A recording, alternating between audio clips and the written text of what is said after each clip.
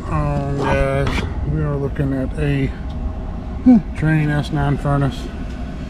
And we got a little relay panel. We got an 850 thermostat up there, communicating thermostat. It's 90%. There's no heat call, so I don't think we got an issue with the drain freezing on this. We run 3/4 inch all the way out on these drain lines on these 90% furnaces in the crawl spaces. And this is a sealed crawl space. It stays decently warm down here. But the problem has been that we are getting our elusive E11 fault code on this board. And I have 2 of these to do today. Yeah, I've ran into them before. These S9 furnaces, this E11 fault code. It's just a random code that just shows up. And the only thing that ever fixes it is changing the board out in this thing. So it seems like we always get 2 or 3 of these, a couple of these. I've got this one, I've got another one to go to with the same problem after this one. Tech came out over the weekend. We were getting some cold weather. It's going to be in the teens next week here in North Carolina, so not normal type of a winter around here. It'd be nice to have some snow come along with it. But a tip, if you've got one of these multi-screwdrivers, take the bit out of the end of it right there and just use that fitting. Let your bits go in. And it fits in these little hex key joints right there. But it allows you to unlock these. I don't know why they didn't put just a thumb lock on it or something. Trying to be fancy, I guess. But anyway, we get this random fault on these furnaces. When I got to this house about 10 minutes ago, the thermostat was set on 65. It's reading 63 in the house. It was calling for heat, and all I did was turn the thermostat off, turn it back on. Now this thing is on. It wasn't any air blowing. It was calling for heat. Nothing was happening. But we came out here over the weekend, and it was giving us that E11 code on this board, and that basically states gas valve energized when it shouldn't be, not energized when it should be, in either stage. And we went through that, and energizing it, we reset it, and everything came on and ran just fine. So our E11 fault code right here says first stage gas valve not energized when it should be, first stage gas valve relay stuck closed, second stage gas valve relay stuck closed, second stage energized when it should not be, second stage gas valve not energized when it should be. So a lot of mess in the E11 fault code. And then typically what happens is you come out and you reset them, and then it runs fine, and then eventually it does it again. So turned it off, the thermostat, turned it back on. When I got down here, the thing was on and running. But like I said, when I got here, it was set on 65. It was reading 63 in the house. Thermostat wasn't a call for heat. Had no air blowing, no nothing happening. And probably should have come down here and seen what it was locked out on. I'm sure it was that E11 code. But I cycled the thermostat off, dropped the call, turned it back on, got down here, the thing's running. Anyway, let's get this board changed out. So something else I'm noticing, we're going to go ahead and swap this board out and get that squared away. It's under warranty anyway, so there's not going to be a charge for this. But if you come down here and look at this drain line, we got a 90% furnace right here. And these come with this drain canister that mounts to the bottom of your collector box back there. And comes down and drains. But if you look at that, we ran the PVC out, but it's probably easier to tell with me in front of it looking at it than it is over this video. But if you look at this goes up then it goes down under this gas line, and then goes back up to here. And that's a pretty significant little dip right there. And the water would fill in this thing up to about here and still wouldn't be high enough to, it might trickle, but it's not going to flow, because I pushed down on that and I heard water. Just heard it again right there. Water run. So I'm going to redo this. She could have two issues going on. But I'm going to swap that board out because we told her we were going to. And the E11 fault is not related to this. This would be a condensate switch problem right there. Up there, if that was backing up. That wasn't the case when we were here, but it will definitely be the case if we leave it this way. So I'm going to restrap this drain line a little bit and get this down more to a regular flow. But we're going to get the board swapped out real quick and get that resolved. But yeah, pay attention to your drain lines on your 90% furnaces, especially if you got some type of a nuisance. You get there and it's working, or it stops working, and you get there, it is working, that kind of a thing. See how easy that is? Not bad. All I gotta do is get rid of the thermostat wiring right now. We'll be good to go. We'll get the board out and get it in. But yeah, pay attention to your drain lines, because especially in the wintertime when it's real cold. We've got one we're dealing with now that I went to yesterday. Nice fancy house in downtown Raleigh, inside the belt line, as they say, where all the well-to-do people want to live. But they've gone in there and bought older houses and just lot after lot, torn them down and built things that just don't look like they belong there. Well, they built this one, and it's got a subgrade floor. Down on the bottom floor, it's 3 stories, and then the garage is part of that. And well, this furnace is upflow in a closet down there, and it's below grade, and they just put a condensate pump down there, ran the tubing out, and it disappears into the foam insulation they sprayed on the wall. I've actually got a little footage of that I'll show you.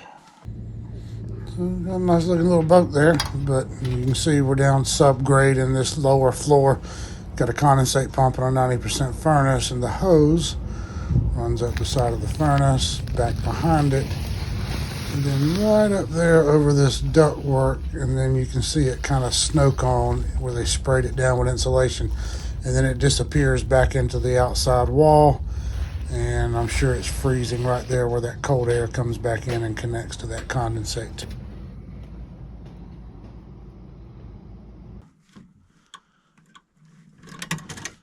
And well, this tubing runs all the way to the outside wall, and then the nipple that it uses to connect to the PVC fitting coming in from outside is right there, and it's freezing, and there's no way to get it. There's no way to get to it. So we're trying to figure out a solution for that dude. But a lot of these builders around here, man, they just throw something up, get it past minimum code or whatever, and then these people buy these. I mean, that's got to be $1 million house where it's located at, and people buy these things, and then they have troubles with things they shouldn't be having troubles with. So pay attention to your drain lines on your 90% furnaces. If you get there and the unit's running, you could have intermittent issues if your temperatures just happen to be substantially below freezing for longer periods of time than normal in the winter. You may have an issue with the drain line freezing on your furnace. So just keep that in mind. Get these little standoffs popped out. I would prefer continuing to just use the little screws in each corner and maybe one in the middle rather than these things. because the new one's going to come with them on the back, and I got to take those off. Get the board on there.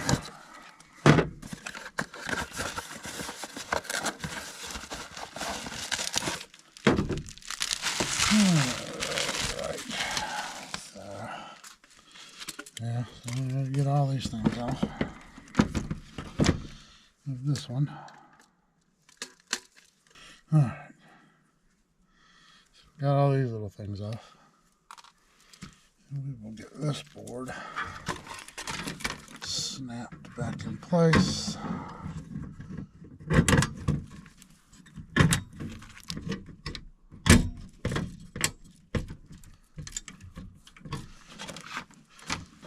Get our thermostat wire tied back in. So we'll go ahead and do our R first. Because that's going to run through our SS2 switch. It's on the secondary drain over there.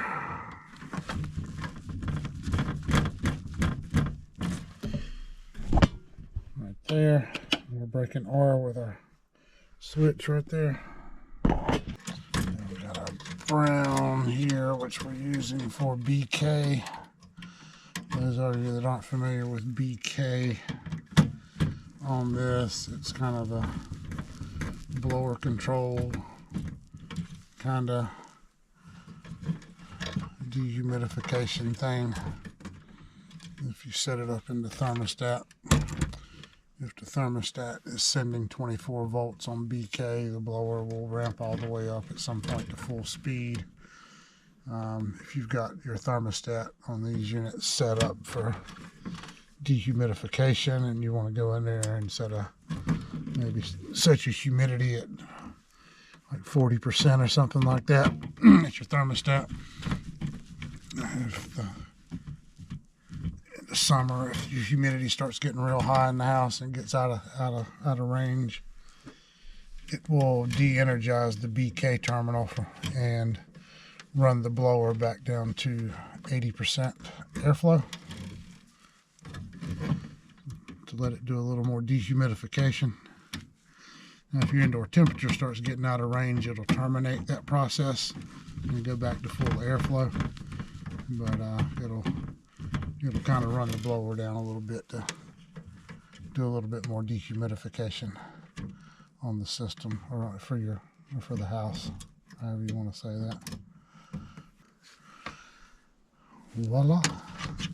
Now everything else just plug and play. Remember, if you change your board in one of these units and it has one of these on it, save it, don't throw it away. Make sure you don't leave it stuck to the old board, because that's the personality module, and it tells the board basically what system you're putting it in and what your parameters are. So make sure that you always take that, whether it's the outdoor unit or indoor unit, air handler, furnace, heat pump, outdoor unit. You see one of those, it has to stay with the unit. The board does not come with one. And if you lose that, then you have to get with Trane, and they have to have another one made up and send it to you, and then your homeowner will not have a properly operating system while you're waiting for that. So keep that in mind. Alright, my neutrals are going to go up here. And then the line voltage is going to plug there. And then this is the one for my igniter and draft motor and all that good stuff. So all that is plugged in right there. Just to give you an idea of what we're looking at there. We will turn that back on, and we will wait for the thermostat to call, and then I'm going to address this drain line thing while I'm waiting for that. I think I just need to bring this one down just a little bit, because that drain line kind of has a downward slope, so I can drop this just a hair and get this to come down so that I have a fall right there. So let me get those screws out of there while we're waiting for the thermostat. You see it says idle on the board, IDL right there. It just means it's idle, standby, however you want to interpret that. And it's waiting for a call. Those Trane thermostats, when you drop the power to them, they take a minute or so to boot back up. So all I did was take the screws out of this strap and let it come down, and now you see we have a direct fall straight to the drain line, and then that still has a direct fall straight out of the house.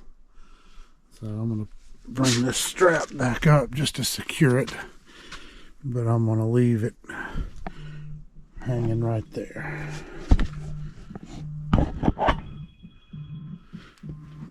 And the phone is ringing, but it's not my work phone, it's my personal phone.